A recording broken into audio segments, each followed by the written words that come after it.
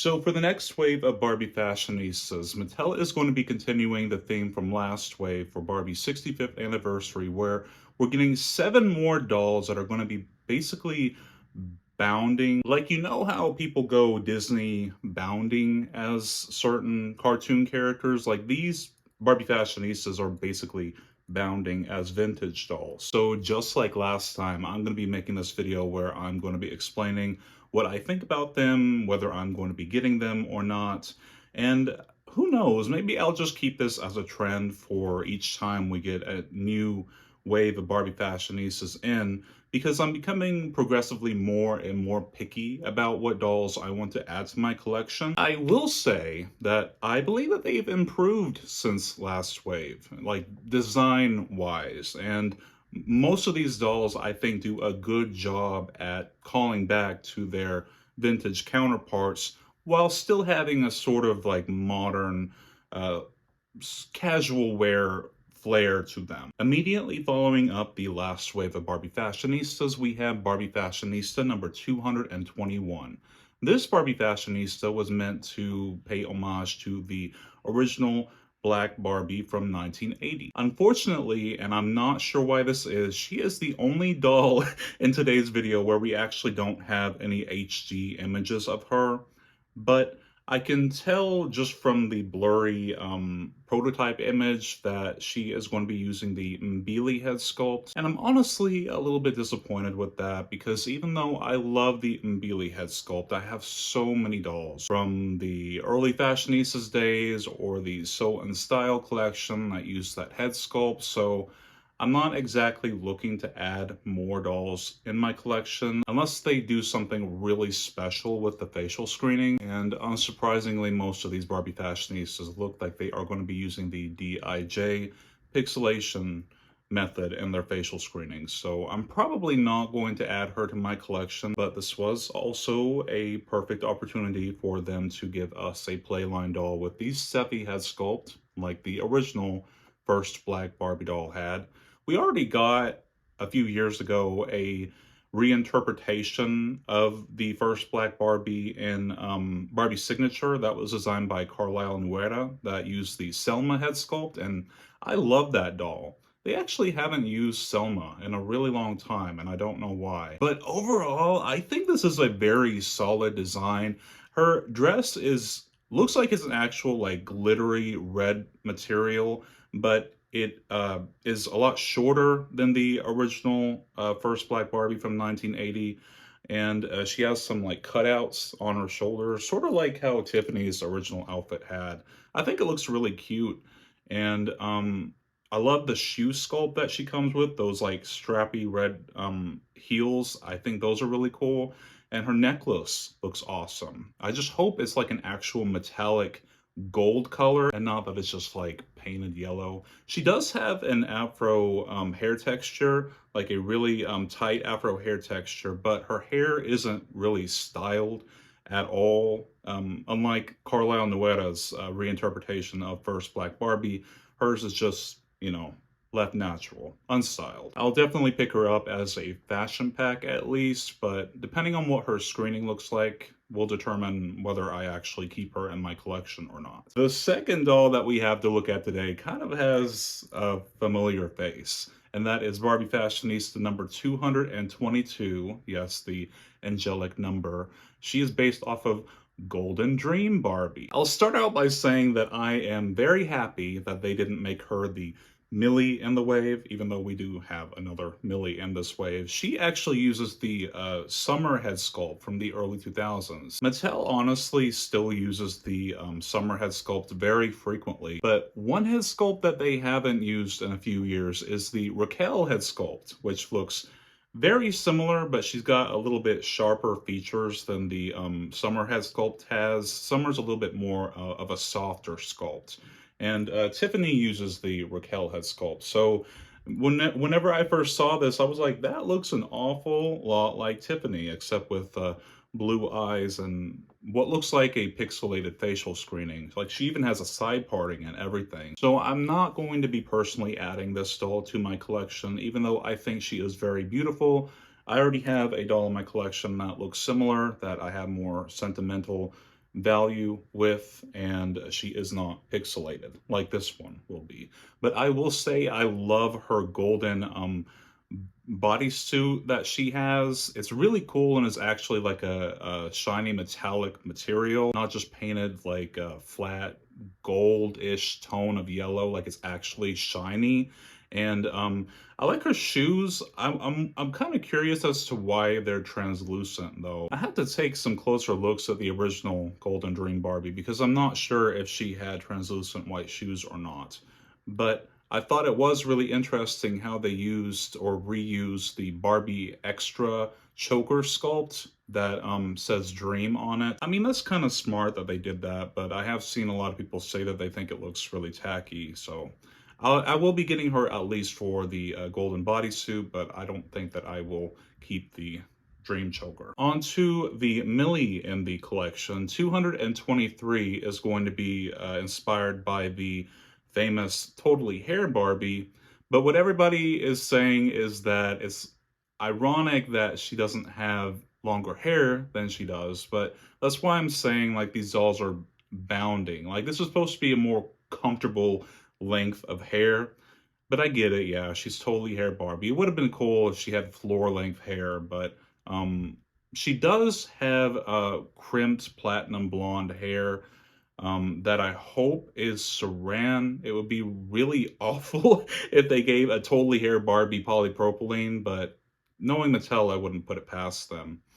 So she's Millie. There's nothing really interesting about her facial screening.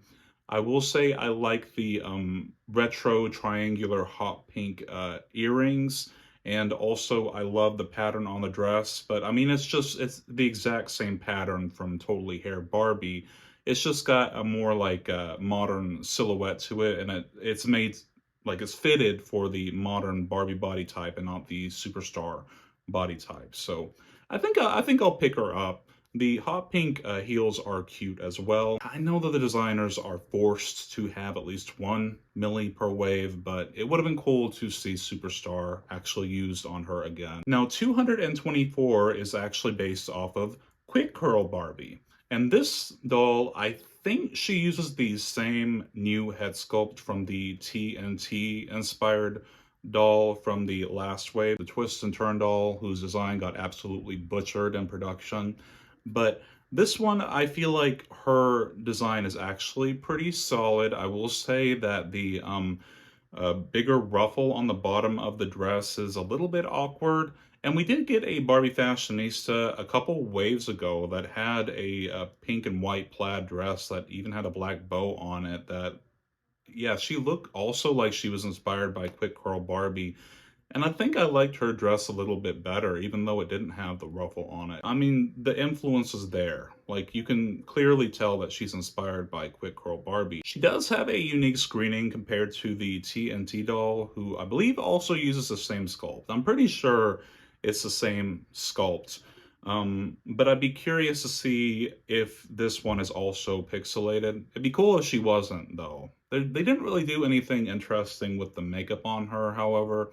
And the hair, I feel like this is the doll where I have the most issue with when it comes to the hair, because she's inspired by Quick Curl Barbie.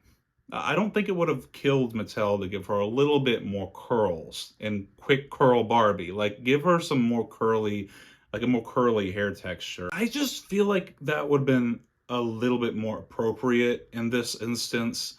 But moving on to a doll that I might actually pick up is Barbie Fashionista number 225, who was inspired by Dream Date Barbie, I believe.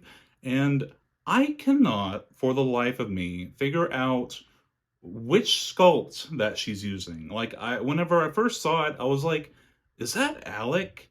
But I don't think Alec's nose is that wide, and I think Alec's face is a little bit more round. So this might actually be a new head sculpt. They could have given her a little bit more makeup, but I guess because she's inspired by the vintage dolls that they kind of had more plain makeup. And also, if she is a new sculpt, I pray to Ruth that she doesn't have the UV resin. It really infuriates me whenever Mattel introduces a new sculpt and the first doll that they have made with it immediately has pixelation. It's like, can you not give her one doll with the regular tampograph before subjecting her to the pixels. Just one doll. But I think her face is really cute. She is a curvy doll, and I believe that she is the only curvy doll from this particular wave of Barbie Fashionistas. I love her hair. She's got brown hair that's slightly curled. Her outfit also, I think it has a pretty solid reference, a callback to Dream Date Barbie. How like shiny the top part is, where it's got that little ruffle on it. Definitely, like, you can look at that, and if you know of Dream Date Barbie, like, you're like, yeah, that is inspired by that doll. And just like Dream Date Barbie, she actually has a rose on her belt, but in this case, they took a really, I think, creative approach to how they handled her belt, and they made a whole new sculpt for a belt that has a rose on the front. I wish that it had a little bit more painted detail in it, like either the strap or the rose itself was painted a different color. But they did give her a new accessory sculpt that was made just for her, with a little rose on the belt that's fitted to the curvy body. And I wonder, because we don't have any back images of her, I wonder if it actually has like belt holes in it where you can put it on other dolls that have a different size waist, or if it's just a clip that goes around her waist. I hope it's the former, because I think the accessory is really cool. Her skirt, like the bottom part of her outfit, I think is a little plain, but I can't really say what I would like how I would fix it, you know?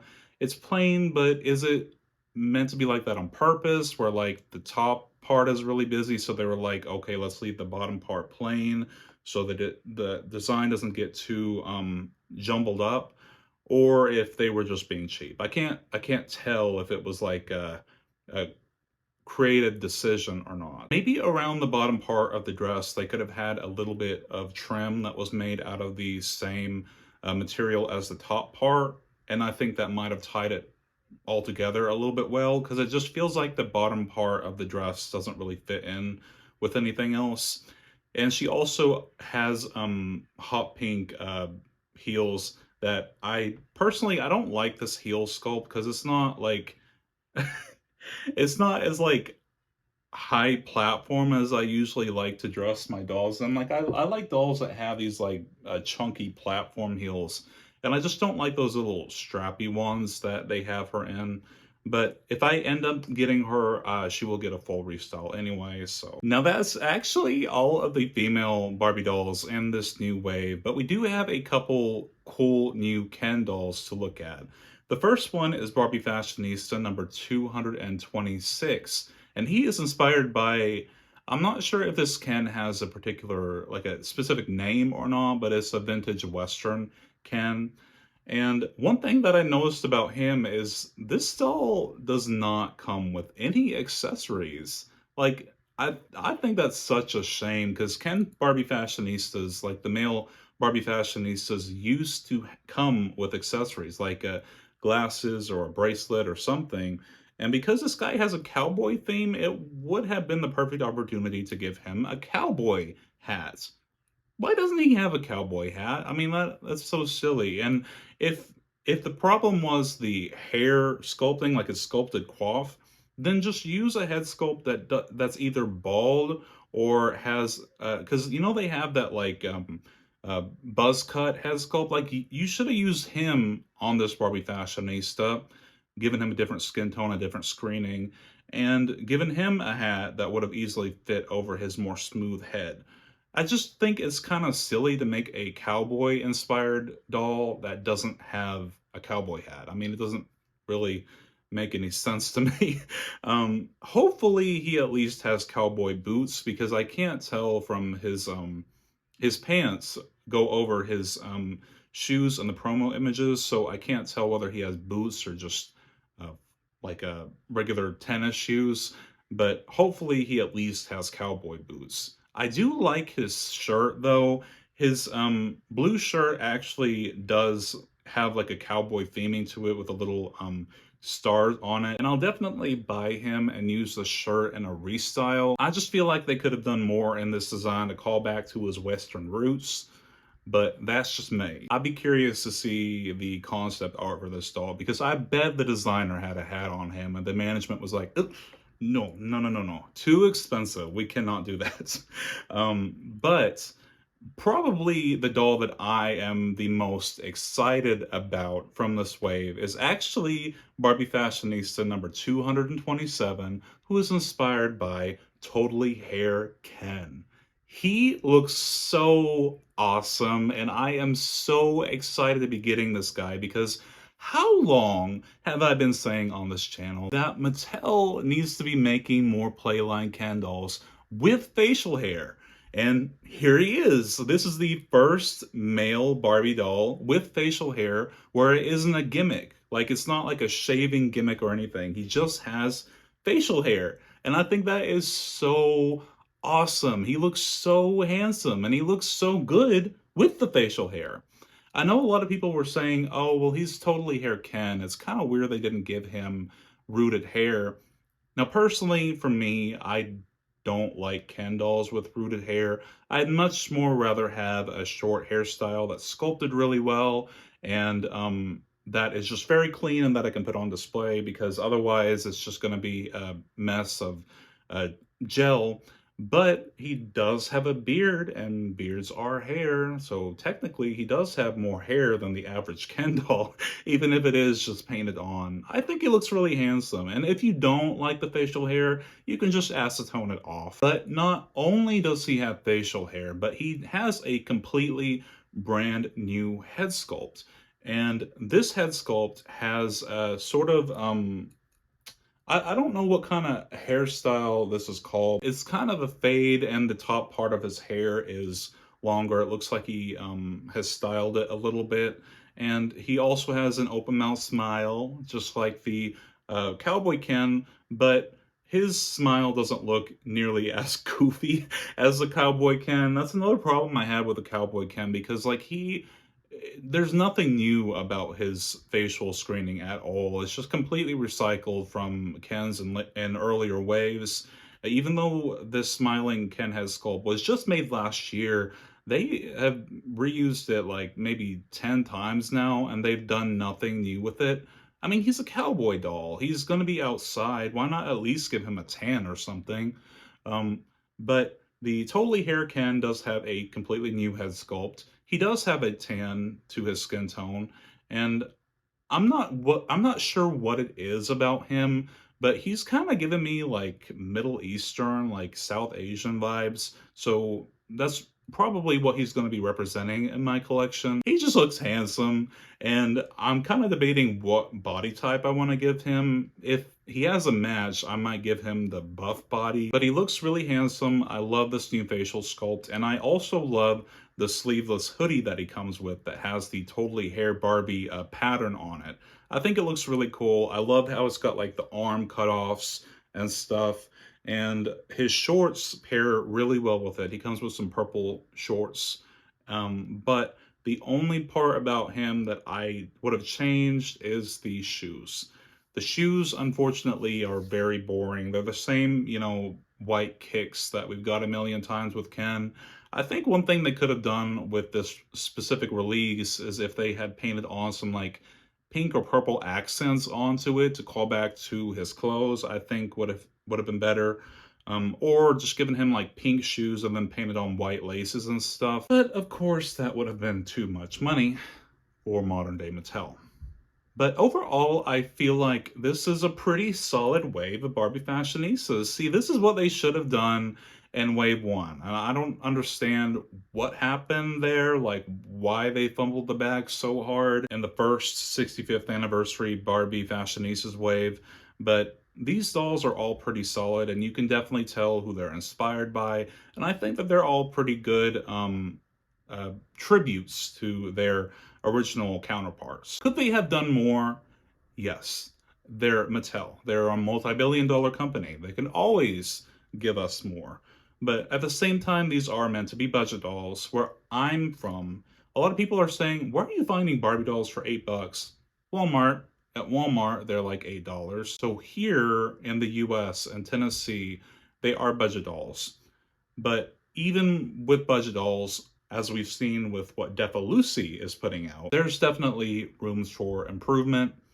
I do consider this an improvement, but there are other aspects about the Barbie Fashionistas that I would work on, like the painted details, adding basic articulation in the elbows and knees, and preferably wrists, but if that's too much, then don't worry about it. And also maybe even an extra accessory, like how Defa Lucy has earrings and a bag, like give the dolls sunglasses and a bag, or just give the Kens something. Like, I don't, why do both of these Kens not come with any accessories? It's so weird. It's like, why would you give people less of a reason to buy the doll? It just doesn't make any sense. Also, something that they used to do, but nowadays it feels like asking too much, is just more stitched on detail, like for the pockets and, like, you know, the pants and like the jackets, more stitched on detail.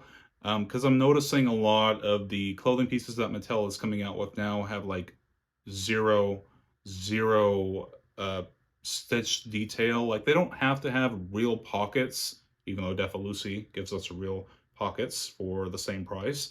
But at least the illusion that they're there just to add more visually, because it's not like I have to put my doll's hands in their pockets or anything.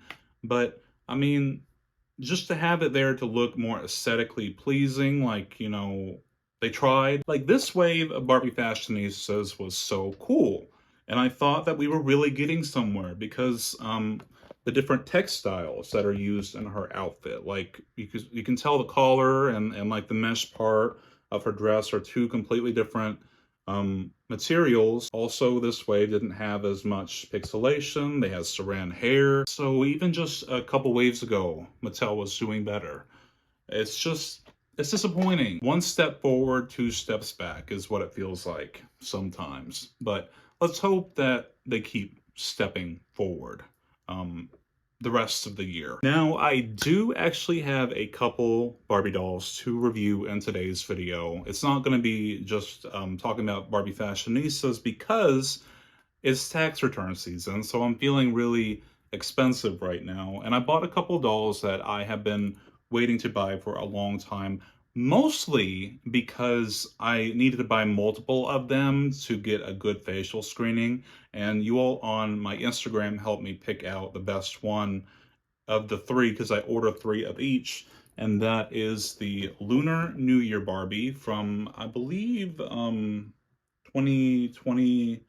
Yeah, this is 2023's Lunar New Year Barbie, and also the Anime Wong Barbie doll. And I ordered three of them, and these are the two that have the best facial screenings out of the three that I ordered. So first, we will be taking a look at Lunar New Year Barbie. And here is a good look at the exterior of her packaging. This is a very beautiful doll, and I definitely wanted to get her sooner. And I would have got her sooner if I could have just ordered one of her and just been happy with it. But if I just ordered one of her, I would have more than likely got one that had like an eye on her forehead or cheek or something. Unfortunately, that's what you just have to do as a modern Barbie collector, just ordering a few and returning the ones that are duds. But here on the back of her box, I will read you the description of this doll.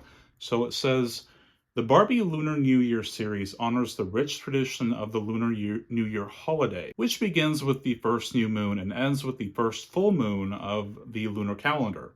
Barbie doll is enchanting in a traditional Shifu costume inspired by the beauty of the Peking opera, a cultural treasure in China and often performed to celebrate Lunar New Year and other Chinese holidays. Filled with elaborate costumes and makeup, the Peking opera combines music, vocals, dance, mime, and acrobatics while showcasing important historical events. Barbie wears an elegant robe in lucky red and a colorful peony print symbolizing good fortune. Her dramatic water sleeves are used to create beautiful hand motions and expressions on stage. The look is complete with an ornate headdress with peony accents and Kion, or Kion, that's an English word. Why am I having trouble pronouncing that? Blue shoes with pink palms, reminiscent of the signature Peking opera shoes. Wishing peace, joy, and luck. May Barbie Lunar New Year doll bring magic and inspiration to the new year. So I love the packaging on this. I love how they didn't just do a solid color. They actually have the flower pattern in the background. I think this green color looks really good with the red framing on the box.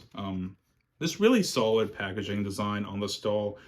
But the main reason why I picked her up is because she, of course, uses the Generation Girl Laura head sculpt, which we haven't seen in a very, very long time. I don't know why Laura has been so absent, but I was really, really happy to see her again whenever I first saw the leaks for this doll. So let me go ahead and get her out of the packaging so we can get a closer look at her. So here is the Lunar New Year Barbie straight out of her packaging. And here you can see her gorgeous facial screening. Yes, you can see that she does not have the UV resin pixelation like the Lunar New Year Barbie with the Mariko face sculpt that I unboxed a couple years ago. That is definitely a solid improvement. They gave her the regular Tampo, so it is very nice and clean, and I am so happy about that because this will probably be only like maybe the third Laura that I've added to my collection. And I just really love the side glance that they gave her. I love her red lipstick. I love the pink eyeshadow. She'll definitely be getting a modern restyle and everything from me. And I love her bangs. I saw a prototype image of her that just had like a side part, but I'm actually happy that they added bangs to her. Because, you know, the original Laura doll, who I always thought that she was Barbie's Hispanic friend because I never really read up on the backstory of Generation Girl. I always assumed the doll that had brown hair was the Hispanic one, but Laura, the character Laura, was actually French, I believe, like Belle from Beauty and the Beast. But this is an Asian version of the Laura head sculpt, which I'm not sure if Barbie has ever done before, but I love it. She's got the new celestial skin tone, so she would match the purple top probably, but she's probably going to be a better match for the new tennis player with the GRB 52 head sculpt. Oh, not the, is that the GRB? I forget which model number. See, this is why you need to give names for the head sculpts, Mattel, damn it. But you know what I'm talking about, the new tennis player. But actually, I think I might make her tall. I know I don't say this often, but I think this Barbie head sculpt would look really good on the tall body just because of how long it is, like the Tango head sculpt. That's why I kept my BMR 9059 Tango on its haul, just because I thought it looked really good on that body type. Who knows what I'll do with her. But she's very, very gorgeous, isn't she? And talk about hair length. Look at how long her beautiful hair is. This is also really nice quality black saran hair. Uh, the cut on the bottom, I guess, is a little choppy, but that's okay. I can clean that up myself. But yeah, she's got inches. I also love these little tendrils she has around the side of her face that are actually tied in the back, you can see, and they have it wrapping around the front. A very interesting hairstyle. And of course, like I said earlier, I love the bangs because the original Laura sculpt had bangs as well, but they did them a lot better in the 2000s. These are just flat bangs, but they're still pretty, and I think that they look great with this head sculpt. Both of the dolls that I'm going to be reviewing today have two things in common. They're both Asian, and they both have black hair with bangs. That's kind of weird. But talking about the outfit that she comes in, so here is the headpiece that she has with these beautiful sculpted flowers on the side. I love the little painted detail on this front piece. Looks very beautiful. I don't know that I will end up keeping this, but I think that this whole design is just very beautiful and very solid as it is. And the front part of her dress, you can see, is this ruby red color with these beautiful flowers that match the flowers on her headpiece. Just like in the description, she's got these flowy sleeves that waterfall down and that have a lot of movement in them. It's a very lightweight material. It's finished on the edges and it's sheer, so you can see her hands through it, which look really nice because she has a manicure. She's got some red painted nails. She doesn't have a pedicure though. I'm just now noticing that. But this dress is actually 2 layers. So it's got a white layer underneath that falls to the floor, whereas this one only it stops like a quarter of the way up. But I like how they layer on top of each other, and that this one has a continuing pattern even under where you wouldn't see it. Also, it has a really cute collar at the top around her neck. And both of these pieces are, they have plastic clips at the back of the outfit to take them apart. So I love the outfit on her, and she does have matching shoes, but because I took her out of the box, the shoes do not want to stay on without any sort of elastic, but they sculpted her some custom shoes, and let me see if I can keep them on. Shit, long enough. I think that's going to be a negative to just at least show you them on the outfit. So the shoes are a light blue color, and one thing I would say, if it had a little bit of airbrushing on it to bring out some of the sculpted details, like these oriental patterns on it, would be nice. But I guess I do appreciate that like one splotch of pink they have at the front.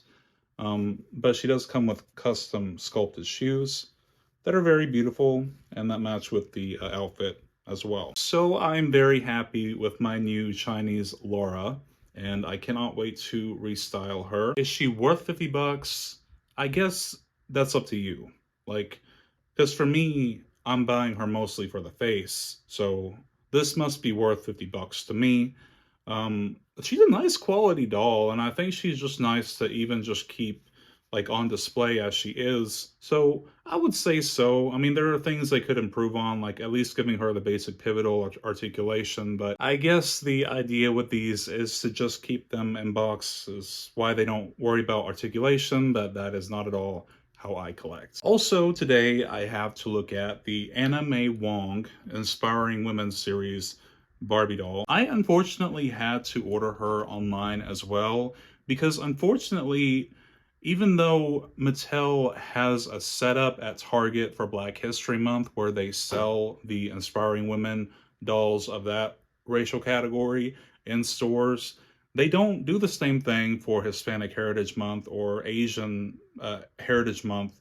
So the only way to order the Hispanic and Asian Inspiring Women dolls and the white ones is online, because they don't sell them in stores like they do the black dolls. And I think that's really sad. Like I wish they had like a setup for Asian Heritage Month and Hispanic Heritage Month, or maybe just I just wish they had a collector setup in general in stores again, like they did at Toys R Us, where I could go and pick them out.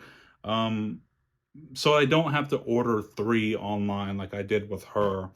But I did want to get Anna May Wong, not for the reasons I should want her, because I really just got her because I wanted an Asian Madame Lavinia doll. Like, I'm not going to use her as Anna May Wong in my collection, just like I haven't used Madame C.J. Walker as her doll in my collection. I like them because they're unique interpretations of the face sculpts in Barbie's catalog.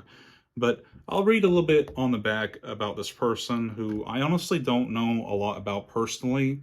But the back of her box says, Barbie recognizes all female role models. The Inspiring Women series pays tribute to incredible heroines of their time, courageous women who took risks, changed rules, and paved the way for generations of girls to dream bigger than ever before.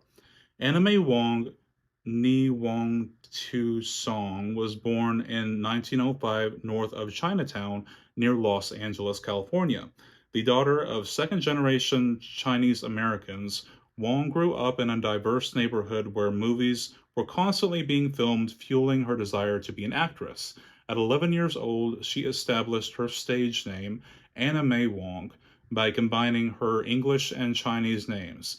In 1919, Lord, that was a long time ago, Wong landed her first role as an extra in the film The Red Lantern. In 1922, she would earn her first leading role at 17, starring in The Toll of the Sea, one of the first films released in Technicolor. Frustrated with being typecasted into Asian stereotypes and sidelined into supportive roles, she created Anime Wong Productions in 1924, determined to make her own films about her culture. During a brief stint in Europe, Wong starred in her first spoken film in 1930 before eventually returning to Hollywood to star in her most famous role, Shanghai Empress, propelling her career to new heights. Wong went on to continue breaking barriers, becoming the first Asian American to lead a U.S. television show, The Gallery of Madame Lu Song. A trailblazer and fashion icon, Anime Wong left her indelible stamp on Hollywood and audiences all over the world. Girls need more role models like Anime Wong because imagining they can be anything is just the beginning. Actually, seeing that they can makes all the difference. And there is a quote from her on the top: "All people have their dreams, but when they actually come true, you are happy and lucky beyond what you have any right to expect." And she was born in 1905, died in 1961. I have friends who know a lot more about this real person in particular, and I've seen a lot of varying opinions on the doll's release. Personally, I think the base doll looks like her. Like, I think this is probably the best head sculpt they could have used for her without sculpting a new sculpt to her likeness.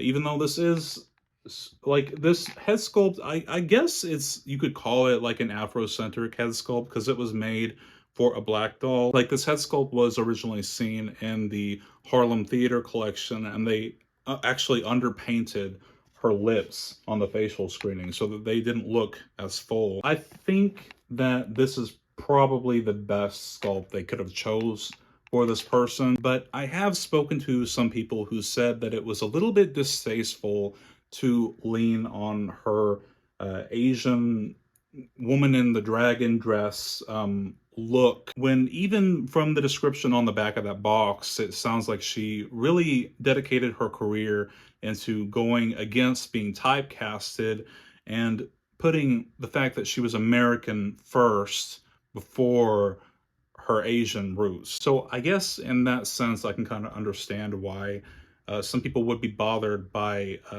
them leaning into the like dragon motif and like the oriental flowers and like the lucky red color and all that for this doll that's meant to be paying tribute to her.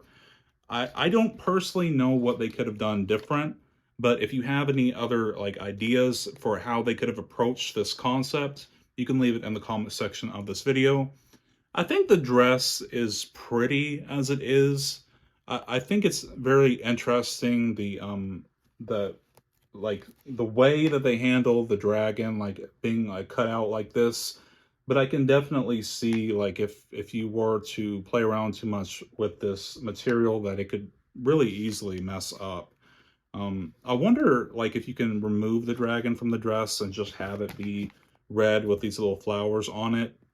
Now, I'm not going to be removing her completely from the box right now because I actually have plans for this doll, and I'm just going to kind of keep her in storage until I can actually have her rerouted.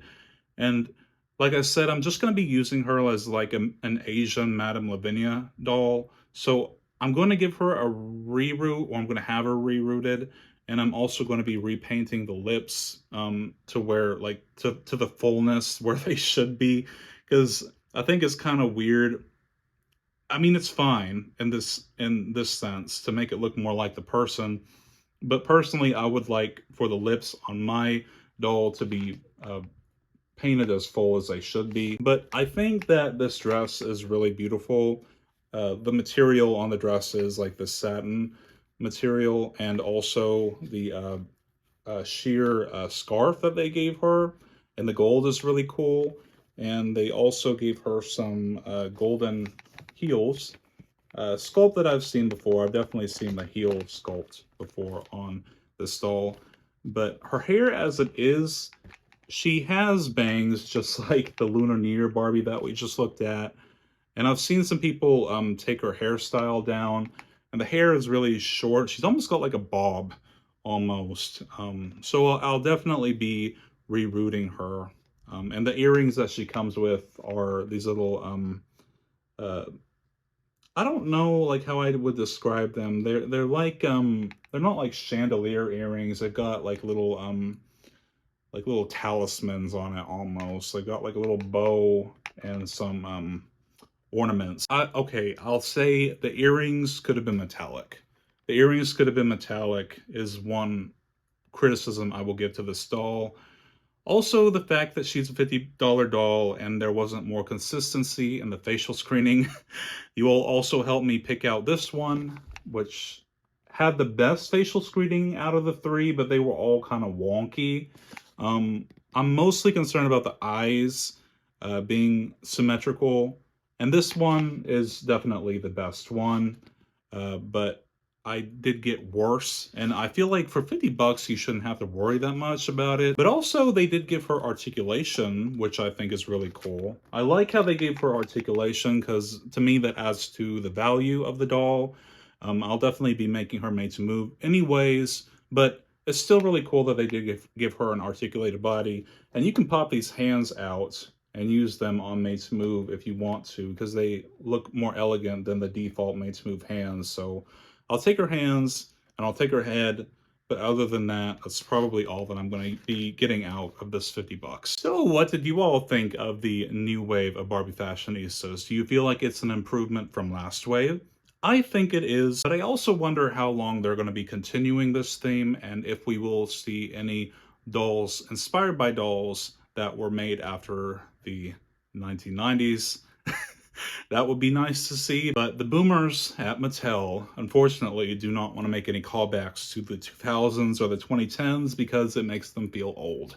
So I don't know that we will be getting any dolls inspired by the 2000s or 2010s, but we will see. And as always, don't forget to like, comment, and subscribe if you enjoy this content to help me out in the algorithm, and I will see you all in the next one. Thank you so much. Bye.